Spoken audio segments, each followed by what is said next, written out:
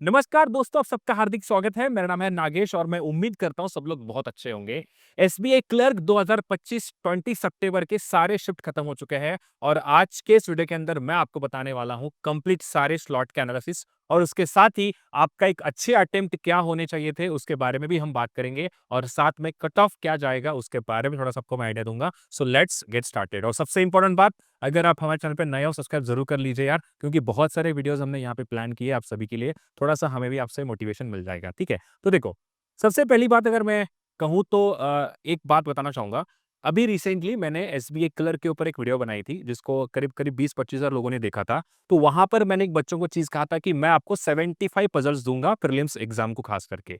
तो उसके सारे शीट अपलोड हुए थे और बच्चों ने सॉल्व भी किया और जिनका स्लॉट 1 के अंदर पेपर था, ये रिव्यू उनसे आया है कि सर सारे क्वेश्चंस जो है मैंने सॉल्व किए थे और मुझे पेपर जो है काफ़ी ईज़ी लगा जब मैं अटेम्प्ट कर रहा था। तो ऐसे ही मैं मेंस के लिए प्लान किया हूँ, तो आप मेरा चैनल जॉइन कर लीजिए, रीजनिंग बाय नागेश सर। आपको सिंपली सर्च करना है नागेश सर एसके करके और नीचे डिस्क्रिप्शन बॉक्स में लिंक भी मिल जाएगा। तो लेट्स गेट स्टार्टेड। सबसे पहले बात करते हैं अबाउट रीजनिंग के बारे में, बट बिफोर एक मेरा बैच आ रहा है for the mains examination reasoning को खास करके, आप उसे जरूर चेकआउट कर सकते हैं। तो देखो, रीजनिंग में मैंने यहाँ पे सारे स्लॉट आपके सामने रखे हैं, slot 1, slot 2, slot 3 and slot 4। मैंने आपको एक बात कहा था इसके पहले जब मैंने वीडियो बनाई थी कि पजल के ऊपर मोटा-मोटा 18 से 20 क्वेश्चन आएँगे और आप देख सकते हो हर एक स्लॉट के अंदर आप देखोगे सिर्फ जो लास्ट स्लॉट था उसमें 3 क्वेश्चन्स कम हुए थे, बट सारे इसमें 18-18 क्वेश्चन आपको देखने को मिले थे, खास करके पजल एंड सिटिंग अरेंजमेंट से। उसके साथ सिलॉक्स के 3-3 क्वेश्चन थे। लास्ट जो स्लॉट नंबर 4 अभी थोड़ी देर पहले हुआ है, उसमें क्वेश्चंस नहीं आए थे सिलॉक्स के। इनइक्वालिटी के ऊपर 3 से 4 क्वेश्चन, सीरीज के 5 क्वेश्चंस हर एक स्लॉट में पूछे हैं। जिन बच्चों ने इन चारों टॉपिक के ऊपर भर-भर के प्रैक्टिस किया था, आप देख सकते हो 18 और 3 ये हो जाएगा 21 और 8 जो कि आपका लगभग-लगभग 29। यानी कि मोटा-मोटा पेपर आपका इन्हीं 4 टॉपिक से आया है। जो भी बच्चों ने स्पीड ड्रिल को अच्छे से परफॉर्म किया था, जिसको स्पीड ड्रिल बहुत अच्छे से प्रैक्टिस किया था स्टूडेंट ने, तो उनके लिए ये चारों टॉपिक केक वॉक बन चुके होंगे। और यहाँ पर बच्चों ने रीजनिंग में, आप यकीन नहीं मानोगे, जितने लोगों से मैंने बात किया सबने यही कहा है कि सर हमने 33, 34, 35 तक अटेम्प्ट किए, तो रीजनिंग काफी डुएबल था। उसके अलावा डायरेक्शन सेंस के ऊपर सिर्फ 2 स्लॉट के अंदर क्वेश्चन पूछे गए थे, स्लॉट 1 में एंड स्लॉट 3 के अंदर। और उसके साथ वर्ड बेस पे 3-3, 2-2 क्वेश्चन हर एक स्लॉट में आए थे और चाइनीज कोडिंग सिर्फ और सिर्फ आखिरी वाले स्लॉट के अंदर 5 क्वेश्चन पूछे। तो ये रीजनिंग का ओवरऑल जो है आपका मोटा-मोटा आइडिया है। अगर मैं अटेम्प्ट की बात करूँ, जिस बच्चे का रीजनिंग अच्छा है, अगर उसने 28 के प्लस रीजनिंग में अटेम्प्ट किया है, देन एक अच्छी बात है, आपने पेपर अच्छे से सॉल्व किया है करके, ठीक है? तो मैं रीजनिंग की बात कर रहा हूँ सारे स्लॉट को लेकर। उसके बाद now let's talk about the quant. Quant के अंदर बेसिकली थोड़ा चेंजेस यहाँ पे देखने को मिला है। बेसिकली ऐसा होता था ना कि 15 नंबर्स तक आपको स्पीड मैथ देखने को मिलता था। क्वाड्रेटिक और नंबर से क्वेश्चंस पूछे नहीं गए हैं। जितना डेटा मेरे पास है उसके ऊपर मैं आपको रिलाई करके बता रहा हूँ। हो सकता है इसमें 1-2 नंबर कम भी हो, तो आप उसको करेक्ट जरूर करिए कमेंट बॉक्स में। सिंप्लीफिकेशन 10 से 12 क्वेश्चन हर एक स्लॉट में पूछे गए थे। उसके बाद डेटा इंटरप्रिटेशन जो है, सिर्फ यहाँ पे 2 सेट्स आपको आए थे, बट एक चेंजिंग क्या था यहाँ पे, आपको केसलेट यहाँ पर जो है वो टोटल आ गया था। तो बेसिकली ऐसा होता है कि 2 ही डीआई आते हैं, या तो उसमें एक टेबल ग्राफ होगा या कोई भी ऐसा अलग आता है, और केसलेट आता था। बट यहाँ पर 2 डीआई के साथ एक और केसलेट ऐड कर दिया, तो इसीलिए जो है यहाँ पर वेटेज 10 टू 13 नंबर्स का हो चुका है, खास करके डीआई का। और उसके अलावा अगर मैं अरिथमेटिक की बात करूं, अरिथमेटिक के अंदर 10-11 क्वेश्चन हर एक स्लॉट के अंदर पूछे गए हैं। जो बच्चों से मुझे रिव्यू आया था कॉन्ट को लेकर कि सर जो क्वेश्चंस थे अरिथमेटिक के, थोड़े से वेरिएबल बेस पूछे गए थे, कहीं पे एक्स की वैल्यू निकालने के लिए कहा था। तो ये थोड़ा आप देख सकते हो, अगर आपने वो 3-4 क्वेश्चंस अगर अटेम्प्ट नहीं किए हैं, तो वेल एंड गुड है। और जिनका जो आने वाला स्लॉट है, मैं उनको भी रिकमेंड करूंगा कि आप अरिथमेटिक अगर आपका बहुत ही अच्छा नहीं है, तो जो क्वेश्चन आपसे बन सकते थे उसी क्वेश्चंस को आपको वहां पे बनाना चाहिए। अगर कोई वेरिएबल बेस आता है तो आप 1-2 मिनट बर्बाद मत करिए, बाकी का पेपर काफी डुएबल था और बच्चों ने अच्छे से अटेम्प्ट करके भी आए हैं। उसके साथ अगर मैं अटेम्प्ट की बात करूं कॉन्ट को लेकर, तो ओवरऑल जो स्टूडेंट्स ने अटेम्प्ट किया है, एक अच्छा अटेम्प्ट जिसे मैं कहना चाहूंगा, वो कहीं ना कहीं 22 से लेके 25 के बीच में ये आपका अटेम्प्ट होना चाहिए क्वांट में। ओवरऑल सबकी सारे स्लॉट की बात कर रहा हूँ। नेक्स्ट है इंग्लिश। इंग्लिश के अंदर आरसीज हर स्लॉट के अंदर 8 टू 9 क्वेश्चन पूछे गए थे। पैरा जंबल के भी 5 क्वेश्चंस 2 स्लॉट में आए थे, लास्ट के 2 स्लॉट में क्वेश्चंस नहीं आए थे इसके ऊपर। नेक्स्ट है वर्ड्स, आपके 5 क्वेश्चन पूछे गए थे और एरर डिटेक्शन हर एक स्लॉट में 5-4 पूछे हैं।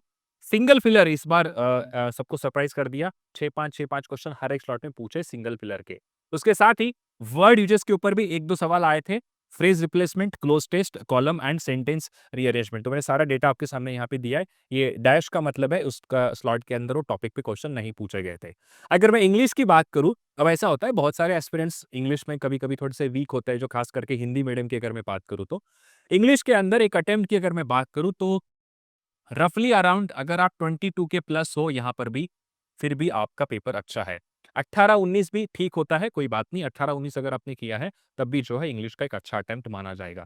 अब बात करते हैं सारे स्लॉट वाइज़ पूरे पेपर की। बट बिफोर दिस हमने एक लाइव मॉक आपके लिए यहाँ पे दिया है, स्मार्ट हेड के वेबसाइट चल जाइए। आपको एसबीआई क्लर्क का जो शिफ्ट 1 का पेपर था, उसके बेस्ड हमने एक ये मॉक टेस्ट लॉन्च किया है। जल्दी से जाके इसे लगाइए, कंप्लीटली फ्री है आप सभी के लिए। और आपको समझ में आएगा कि पेपर का लेवल कैसा था करके, ठीक है? Now let's talk about total 100% accuracy के साथ कितने अटेम्प्ट होने चाहिए थे, और अगर 1-2 क्वेश्चन गलत भी होते हैं, तब भी आपकी अटेम्प्ट क्या होने चाहिए थे, उसके बारे में अब हम यहाँ बात करते हैं, उसके बाद आपका वीडियो एंड हो जाएगा। देखो, बेसिकली स्लॉट 1 के अंदर मैं कहूँ तो यहाँ पर आपको दिख रहा होगा, रीजनिंग हर एक स्लॉट की देखो, स्टूडेंट्स ने 30 के प्लस सबने अटेम्प्ट किए क्योंकि पेपर डुएबल था। अगर आप रीजनिंग में 18, 19, 20 करके आए हो, तो मैं कहीं न कहीं कहना चाहूँगा दोस्तों, आपको ये बहुत प्रॉब्लम आ जाएगा आगे जाके जब रिजल्ट आता है। क्योंकि रीजनिंग डुएबल था यार, अगर आप क्वेश्चंस देखोगे बहुत ईज़ी पूछे गए थे। तो रीजनिंग हर एक स्लॉट में 30, 32 के प्लस स्टूडेंट्स ने अटेम्प्ट किए हैं। तो यही पेपर का मैं कह सकता हूँ कि एसबीआई क्लर्क के अंदर चेंज होने वाला है कि क्या मेन जो होता है ना कि एक की पॉइंट क्या था पेपर में, वो था रीजनिंग। रीजनिंग काफ़ी डुअल था और सारे स्टूडेंट्स ने 30-32 के प्लस यहाँ पे अटेम्प्ट किए हैं। उसके साथ ही अगर मैं क्वांट की बात करूँ तो 22 अटेम्प्ट अगर आपने स्लॉट 1 के अंदर प्लस किए हैं, देन आप एक अच्छे लेवल पे हो। उसके साथ ही स्लॉट 2 के अंदर थोड़ा-सा पेपर मैं कहना चाहूँगा कि जैसे मैं स्टूडेंट से मैंने बात किया था कि थोड़ा-सा पेपर लेंथी जैसा कुछ था, ऐसा उसने कहा मुझे। अब मैंने तो देखा नहीं है, जो उसने कहा उसी पे मैं आपको ये रिलाई करके बता रहा हूँ।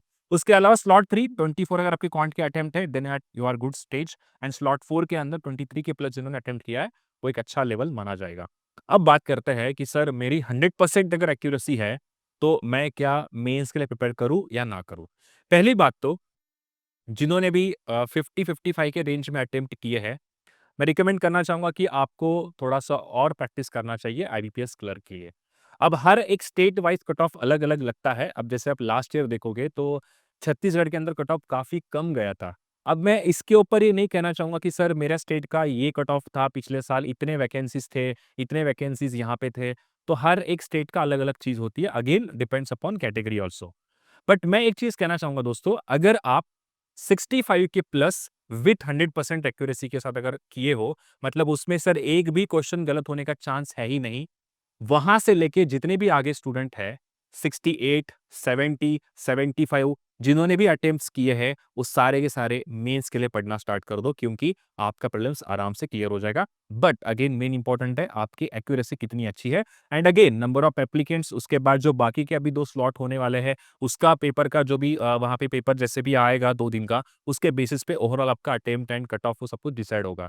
बट अगर मेरी बात मानो, तो मैं यही कहना चाहूँगा, जिसके भी 68 के प्लस में यहाँ पे लिखा है, 65 भी चल जाएगा 1-2 नंबर ऊपर-नीचे, बट 68 विथ 100% एक्यूरेसी जिसका भी है, कोई भी स्टेट हो, कोई भी कैटेगरी हो, आप चुपचाप मेंस को पढ़ना स्टार्ट करिए। और उसके साथ ही अगर आप 72 के प्लस अटेम्प्ट किए हो और अगर 1-2 अगर गलत हो भी गए, तब भी आप एक सेफ जगह पे हो। तो ये ओवरऑल मेरा सजेशन आप सभी के लिए था। उसके साथ ही मैं कहना चाहूँगा दोस्तों कि जैसे मैंने आपको क्या कहा था कि ये चैनल ज़रूर जॉइन कर लीजिए, क्योंकि इसके 4-5 दिन पहले मैंने 75 सेट्स अपलोड किए थे और उसका सारे बच्चों ने बहुत ज़्यादा फ़ायदा उठाया है और आप रिव्यूज़ देख सकते हो। मैंने सारे रिव्यूज़ नहीं डाले क्योंकि मुझे जल्दी से वीडियो बनानी थी। उसके साथ ही मेंस के लिए भी हम सारा ऐसा कुछ प्लान किए, तो ज़रूर जॉइन कर लीजिए। और जो आगे आने वाले स्लॉट्स होंगे, उनके लिए ये सारे जो 75 सेट्स मैंने अपलोड किए, जाके एक बार ज़रूर देखिए। आपको उसको सॉल्व करके ही पेपर में जाके आप रीज़निंग को अटेम्प्ट करिए, ठीक है?